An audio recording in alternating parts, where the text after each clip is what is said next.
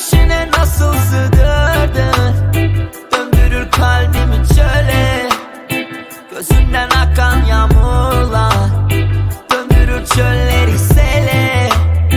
Saçından kopan fırtınalar eserken ruhumda hala. Dediler bu kız neymiş?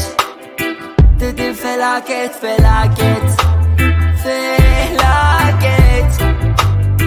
Bu kız bir afet bir afet. Gözüm gözüme değse kopar kıyamet kıyamet. Yarattın dünyamda zelzele, hala sallanır bu herkele. Kaybettim kalbimi ben yine. Ah felaket felaket.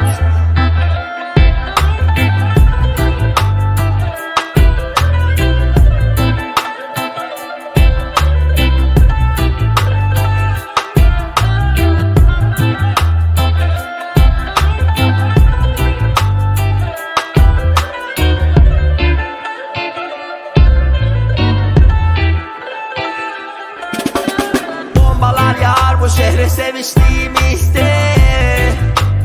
Darbeler vurur ruhuma seni düşünüp her içtiğimde.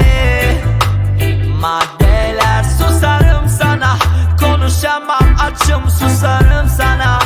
Seni bana beni sana hiç anlatamadım. Çok fırtınaların koptu, dalgalarım boğdu, yalanlarım çoğaldı. Yarınlarım lavlarının en altında kaldım.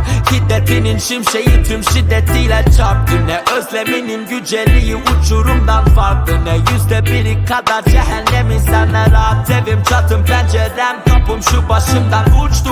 Göklere düştü sıyrıldı sıtkı, fena fena pek. Hem aşk hem lanet her an devam hep bela ve zahmet.